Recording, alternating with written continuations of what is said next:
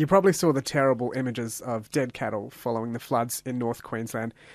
Sisters of the North was a group that was originally set up to build resilience among people up north, but in response to that flood, they had to step up very quickly and become a registered charity. To help explain what has happened, we've brought in Susan Dowling, who is the co-founder of Sisters of the North, and Clay Cini, who is from Live Voucher. Hello to you both. Hi, Ashwin. Susan, can you explain to me how this charity got started?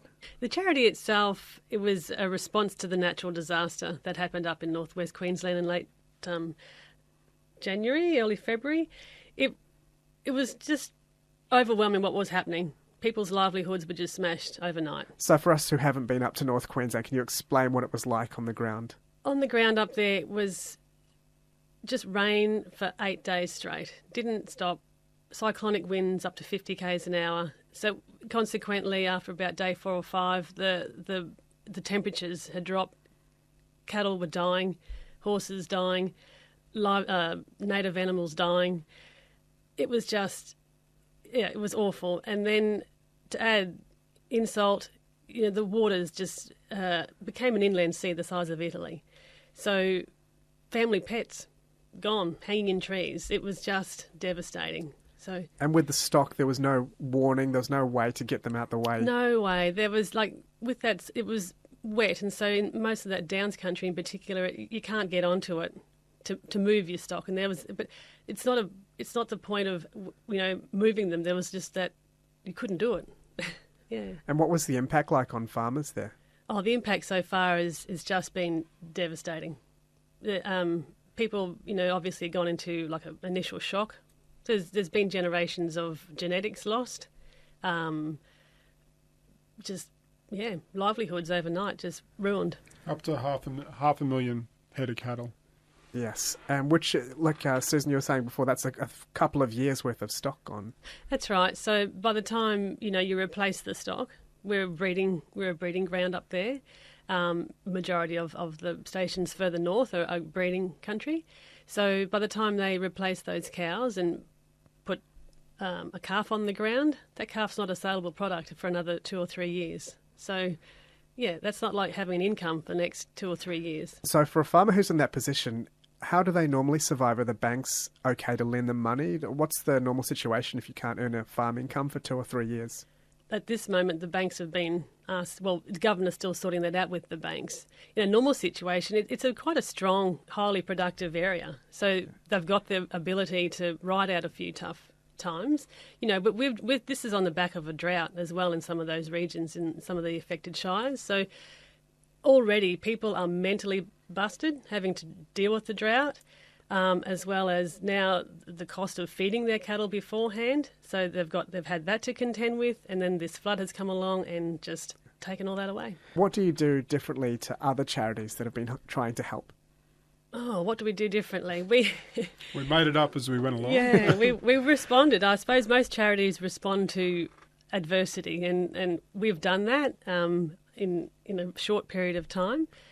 So what we're going to do is help distribute the funds to the right people on the ground who have been directly impacted by the floods using the SMS Live Voucher system. Yeah, Clay, can you explain a little bit about this system?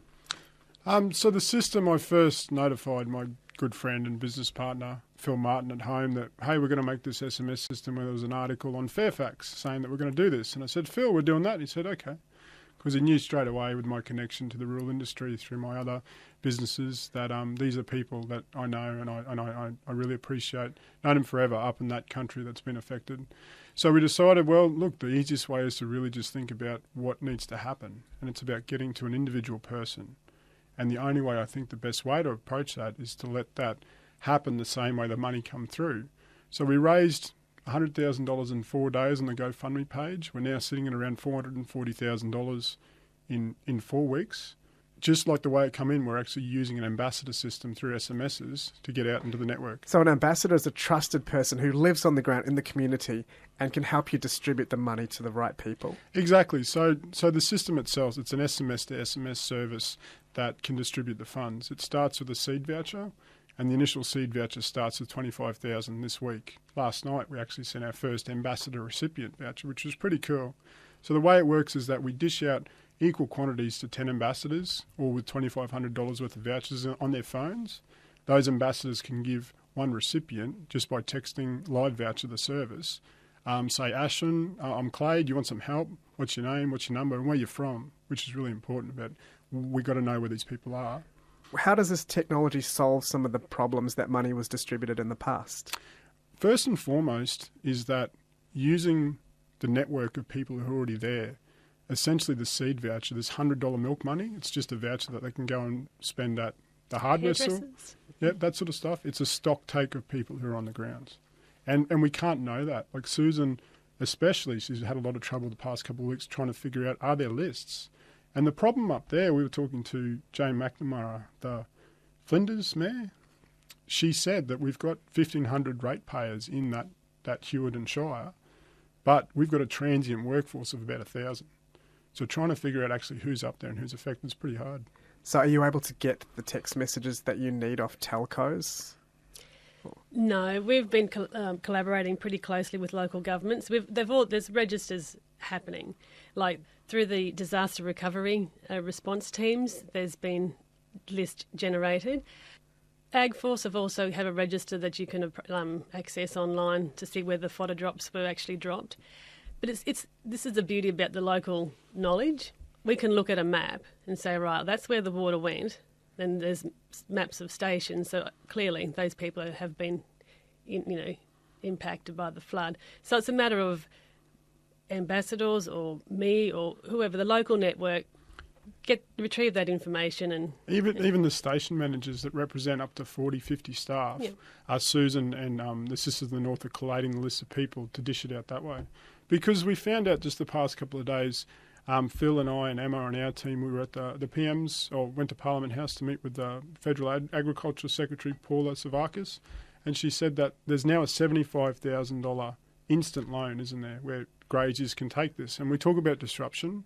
David Littleproud and the rest of the government, they were rewriting the rules how to fix this disaster in the short term, because we're now past that immediate need that we have to get stuff done. Yes. It went from $25,000 to $75,000 overnight.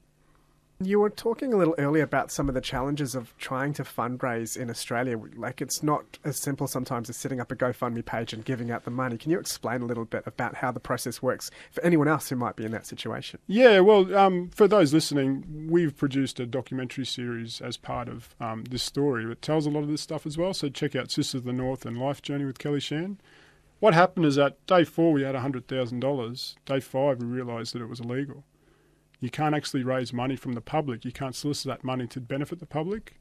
The Office of Fair Trading, when the application went through the next week, the legislation around charities is from 1976. So it's not quite adaptable to GoFundMes and different ways that the money is getting raised now. But immediately, like we've done the whole time, our urgency just to help, we put up our hands and said, hey, we can't actually do anything with this GoFundMe money. It's sitting like on a PayPal account. And I think now that we've got our DGR status, which is a donatable tax deductible. We got that in 22 days, which was a record. Now, I think almost today, we're ready to withdraw from the GoFundMe account. So, you're listening to ABC Radio. I'm talking to Susan Dowling, the co-founder of Sisters of the North, and Clay Cini from Live Voucher, who are responding very quickly to the troubles that you saw in North Queensland with the cattle dying. Susan, what's it like at the moment? What's the situation now with the money being distributed, and how is life changing?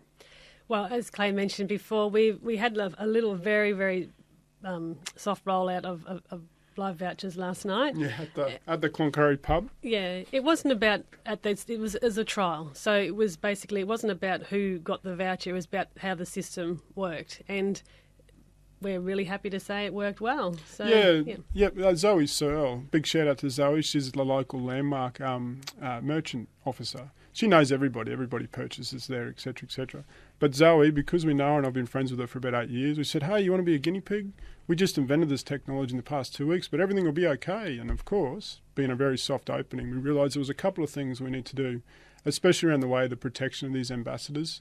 So the seed voucher that I spoke about before has rules, meaning that we can decide how the vouchers are spent. A voucher's only purpose is to have a balance, and the only thing it can do is transfer its balance to another voucher. So if you think about the way crowdfunding comes in through these GoFundMe accounts, a very simple premise is about how this can get distributed. Now, straight away, we decided that, okay, if Ashwin's out there in the wild up north and Clay's an ambassador and Susan's an ambassador, Susan issues Ashwin on Friday $100, there's a rule that stops me doing it the next day. And as soon as we said that to Zoe and also Ashley Steele, who works for the Dowling's Livestock Agency, they were relieved because they knew. But one thing we found straight away is that we have a national audience watching at all levels, like of government, of the attention around the way we're doing this really nifty thing, because it solves the problem. But now we realise that these ambassadors are taking on a huge responsibility because they're in the public eye. And just like all these charities, Ashwin, everybody knows how much money, 39 cents in the dollar, disappears on admin costs. But not ours. No. That's right. So not yours because of the text message system. It's not so much physically based. You're allowed to lower your costs of administration. Right. So the ambassadors themselves are obviously volunteers, like community volunteers, good people. But we are holding an event to help cover our operating costs. So, so all things going well, we will be able to cover our costs and sustain the live voucher system. Tell us about this event you've got coming up. Well, it's an So event. exciting. It is, but it was originally meant to be like the Sisters of the North Women's Wellness Weekend. It was just to put a focus back on women, get the women to town, bring them in, and it will have a bit of a celebration of what we're doing, who we are, because we've just had some horrible seasons up in the northwest, and really to build a bit of resilience in community and within our lives. So that was a plan. But before that, I got a call from Peter in January. You want to run the nominations for the draft? Sure. And he hung up the phone. So this is all before the floods. Yes. So so with that, the weekend has morphed into like a community event to bring communities together to come along. And on the Friday, we've got like Sisters Shared Plate at the CWA. Ag Force are having an information forum like with key speakers in the ag industry itself and around finance, RFDS, ICPA, like just a good cross-section of speakers. That night we've got a fantastic invitational bull ride happening and bronc ride. Invitational bull ride, is that where city folk can jump on a bull? Or... If you want to be invited, you can come along. And Come on, Ash. I'll give it a shot. With Susan too, just to give her a plug about what Susan is. Susan's a nurse. So how long have you been a nurse for? Oh, you're giving me away now. 26 years. Yeah. Well, this impedance to help is what's really inspired me, because both the Dowlings I've known of, but never really kind of had a conversation because of where we live. They said, do you want to do this? I'm saying, yep, let's do it, because we know there's problems we've got to solve. With the weekend, Susan was talking about just having the mental health aspect. Were you talking about having a tent? Yeah, so that's on more or less on the Saturday. So after the Friday night, the Cloncurry Shire Council are having a community barbecue event as well. It's all free. Yes. The food's low cost, so that's the idea. But on the Saturday, it's going to be the pinnacle of the weekend. We've got the $10,000 ladies only draft, sponsored by MMG. So that was the original day for the original concept. But and then we're going to pull up and have a gala luncheon featuring our very own former Olympian Libby Trickett and MC by Dobbo. So after that, we then go back on to the ladies' finals. So that should be a bit of whoopee, and they'll be chasing $10,000 and a pearl. Some fantastic prizes have been donated. But during the day, there's going to be like MMG are bringing up what they call Miners Mates. They're like an advocacy group for support resources, as well as RFDS are going to be on ground to have pit stops.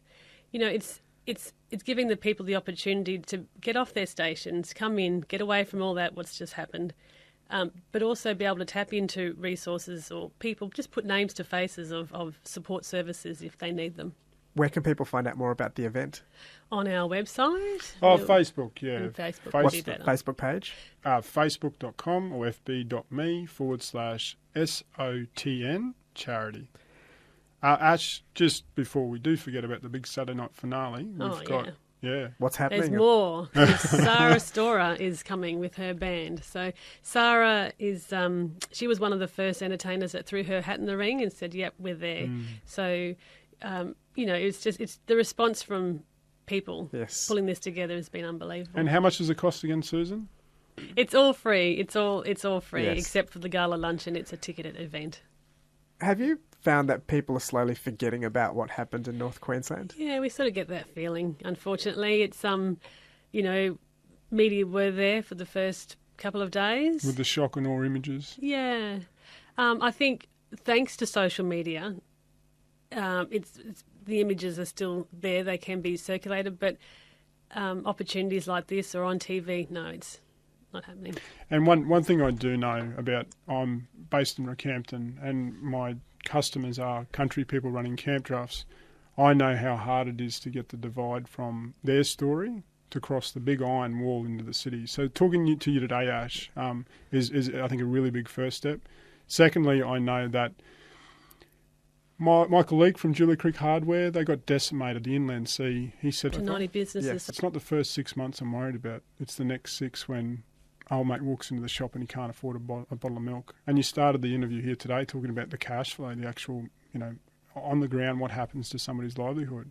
That's when, if they think they're alone in 6 months, that's what I'm worried about. Yeah. And that's the beauty of the live voucher system. It can only be spent at the local businesses in the 6 affected shires. So we're encouraging the local businesses to register. With And we got 90 up so to far? 90 businesses Yes. so far. So it's stimulating economy and keeping our communities alive. And like you said, people are keeping an eye on you because this might be an interesting way to fundraise and distribute in the future. Oh, it's actually, it's 100% traceable. So what better way to be able to tell your donor who's given you, his hard-earned money, That's this right. is where it's gone. Yes. And from Phil and I's point of view, we come from a place where we just want to help, and the wife and kids understand this time when I'm running around the country. It's a good cause, but we have decided that we've got technology, but in the non-for-profit space, it'll be a cost-only basis so other people can use it. I'm quite curious, Susan, if someone's lived on the land for generations and they encounter an incident like this, how hard is it for them to try and establish a new life because, there's not enough money coming in to move to the city and become something else? It is a curious space. It's what people are, going through up there. It's a living grief. There are some people who have already picked themselves up, made some decisions to move on, but might be they're lucky that they've got, they're younger. They've got probably a couple of stations rather than just the one. You have the other population group who are a bit older, don't have that energy to start again. There's a lot of variances about how people are handling it. And Ash, if I could give a plug to the documentary series we're doing for Sisters of the North, it's Life Journey with Kelly Shan. We've got 7 interviews premiering this week, started Sunday night with Peter and Susan. It's stories about how we created or how the charity was created. Then we move on Monday night that's been. It's all available on YouTube. Just Google Life Journey with Kelly Shan. Monday night we talk to Marcus Kerr, who speaks about losing 5,000 head of cattle. But tonight's really quite interesting because we interviewed one of the ADF, Darren Osborne, who was there on the ground. And for a guy that probably like a profession like Susan you'd think would be quite clinical, Kelly says in the interview that airs tonight at 7 p.m. on YouTube, you're the first one to make me cry in the story because he was so emotionally involved in what was happening up there. Because as he says in the interview tonight, or last night for your listeners, he said, we just got dropped in and we didn't really know. And when we saw it, and this documentary series talks to Jay Hall, which is a prominent camp drafter, about she runs a Brahmin start-up at Julia Creek, about a friend of ours, Zane Haberman, in a helicopter. Zane, you're my hero, mate. He had to go up there and help Jay to the point of actually euthanizing these cattle for her. Like, it's a shocking story. And Jay actually talks really well about the banks at the moment. Your question's about what the response has been. She said it was the most relieving day when the bank manager just said, mate, sort it out. If it takes you a year, we'll talk about it at some stage. There's definitely a lot of change happening with banks and with technology. So it's a fascinating time and it's been a really interesting story. Thanks to you both for coming in. Thank you. Thanks, Ash. You've been listening to Susan Dowling, the co-founder of Sisters of the North, and Clay Cini from Live Voucher.